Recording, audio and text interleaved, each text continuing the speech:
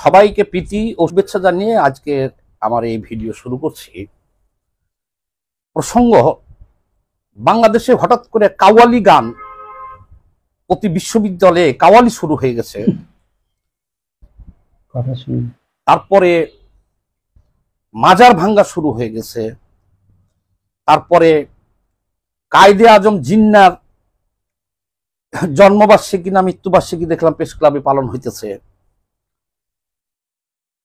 বিভিন্ন স্থাপনার নাম পরিবর্তন করিয়া যে যার মতো করে দেখলাম অনেকখানে লিখছে। পূর্ব পাকিস্তানের ঘরের ভেতরে এক নতুন রকমের খেলা শুরু হয়ে গেছে, যেটা ভিডিও শুরুর পূর্বে আমাদের সামাদ্দা নিজে জানিয়ে দিল।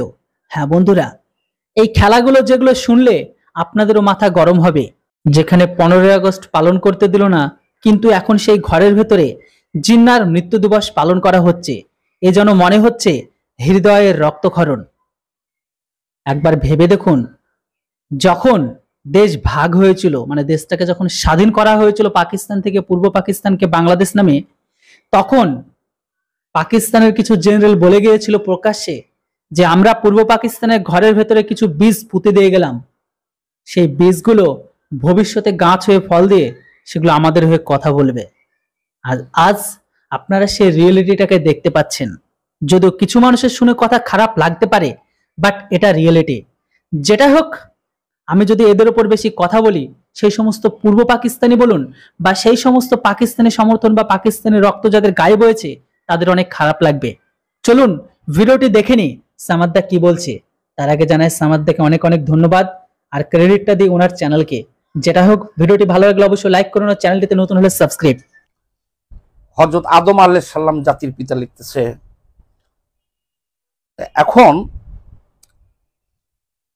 অনেকেই বলতেছে এটা হলো দ্বিতীয় স্বাধীনতা। তাহলে এই বিষয়গুলো নিয়েই খুব ছোট ছোট করে আলোচনা করি।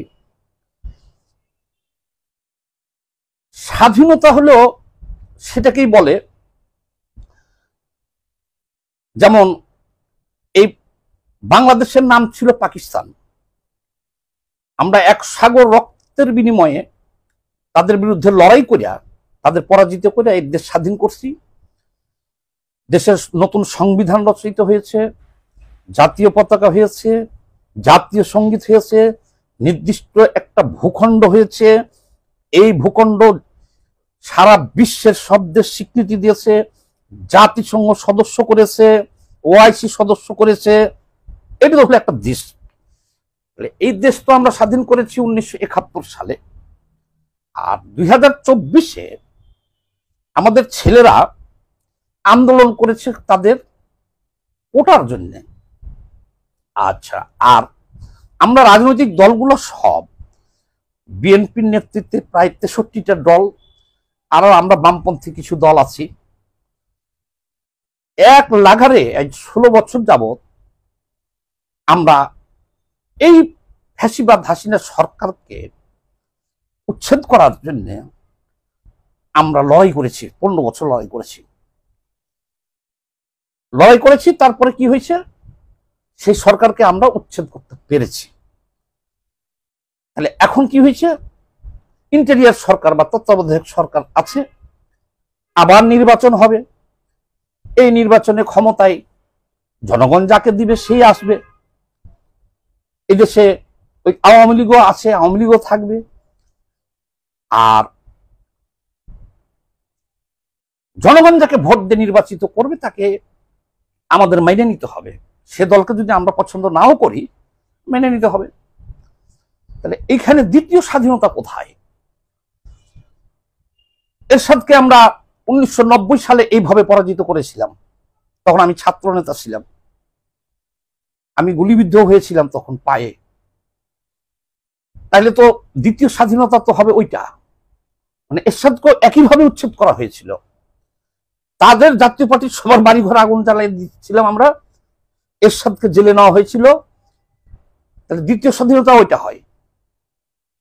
আবার 2007 সালে বিএনপিকেও কিন্তু এরকম চরম আন্দোলনের মাঝে উৎখাত করা হয়েছে, সেনাবাহিনী হস্তক্ষেপ করছে শেষে। তাহলে তো তৃতীয় স্বাধীনতা এটা হয়।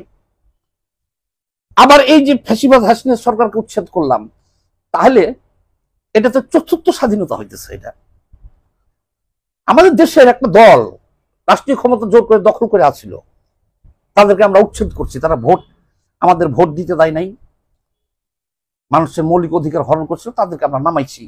বিএনপি এর আগে নামাইছি, জাতীয় পার্টি এর আগে নামাইছি। তাহলে কি এতগুলো স্বাধীনতা একটা দেশ অর্জন করে? এইসব কথা যারা বলতেছে, এটা অনেকেই না বুঝে বলতেছে, আর বিশেষ একটা গোষ্ঠী তারা ইচ্ছা করে তারা বলতেছে, তাদের উদ্দেশ্য আছে পিছনে, আমি সেটা পরে বলবো। এ গেল এক স্বাধীনতা। তাইলে কি হলো? এটা কোনো দ্বিতীয় স্বাধীনতা না। 5ই আগস্ট ফ্যাসিস্ট পতন দিবস হবে। এটা ফ্যাসিস্ট হাসিনা সরকার পতন দিবস, দ্বিতীয় স্বাধীনতা দিবস না। আচ্ছা, হঠাৎ করে এই যে ছাত্র আন্দোলন শুরু হলো, তারপরে তো আমরা সব দল সম্মিলিতভাবে ধাক্কা না দিলে কি এই ফ্যাসিস্ট সরকারকে ছাত্ররা সরাইতে পারত? শিবির ছিল, জামাত ছিল, হেফাজত ছিল, যুবদল ছিল, ছাত্র দল ছিল, বিএনপি সহ আরো সবগুলো দলই এখানে লোকজন ছিল। সম্মিলিতভাবে ধাক্কা দেওয়াতে ফ্যাসিবাদ পতন হয়েছে। এখানে কেউ নির্দিষ্ট করে একক ব্যক্তি বা একক দল কিছু করতে পারে নাই। কিন্তু 5ই আগস্টের পরে দেখতেছি হঠাৎ করে কাওয়ালি শুরু হয়ে গেল সব বিশ্ববিদ্যালয়ে। কেন রে ভাই? তোমরা যদি বলতেছো নতুন করে স্বাধীন করছো দেশ, তাহলে তো তোমার গান গাইতে হবে দেশের গান। ও আমার দেশের মাটি, তোমার পরে ঠেকাই মাথা, বা এই পদ্মা, মেঘনা, যমুনা, সুরমা নদী তটে, তোমরা তো গাইবা দেশের গান। কিন্তু কাওয়ালি কেন? কাওয়ালি গাইতে তো না নাই। হাসিনা আমলে কি কেউ তোমাকে কাওয়ালি গাইতে না করছিল? আমি তো দেখি না যে কোথাও কাওয়ালি গাইতে নিষেধ করছি। কাওয়ালি তো হয়েছে জায়গা জায়গায়। হঠাৎ করে এই হাসিনা সরকার পতনের পরে এটা খুবই দুঃখজনক যে বিশ্ববিদ্যালয়গুলোতে এইভাবে আনুষ্ঠানিকভাবে কাওয়ালি, একটা ভিনদেশী সংস্কৃতি এভাবে ঢুকানো হইতেছে। এটা হলো উর্দু, আমরা বুঝি না। আমার বাপ দাদাদের শত্রু হলো পাকিস্তান, তাদের ভাষাও আলাদা। সেইটাকে আমাদের বিশ্ববিদ্যালয়ে উদ্দেশ্যমূলকভাবে গাওয়া হইতেছে। এটা খুবই নিন্দনীয়, এটা মেনে নেওয়ার মতো না। এ গেল এক। আর পাকিস্তানিরা কেমন, তাদের চরিত্র কেমন? আচ্ছা,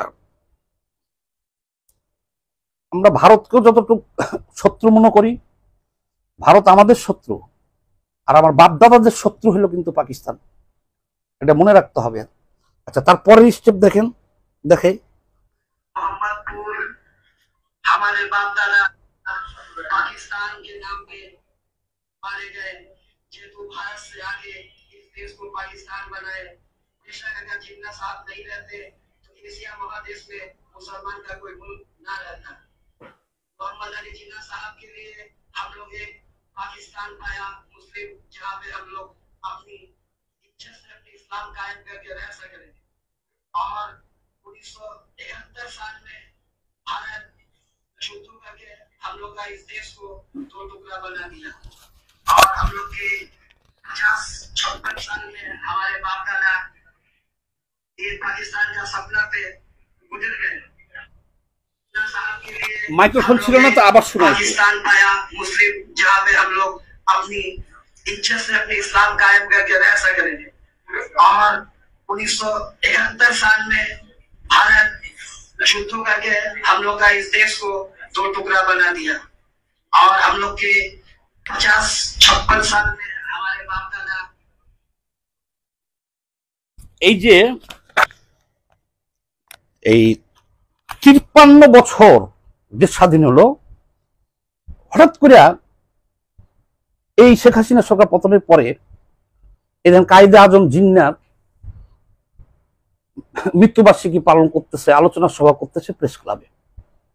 53 বছর পরে। আর ওই যে কথাগুলো বলতেছে দেখেন, এটা কিন্তু ডাইরেক্ট রাষ্ট্রদ্রোহী, দেশদ্রোহী কথাবার্তা।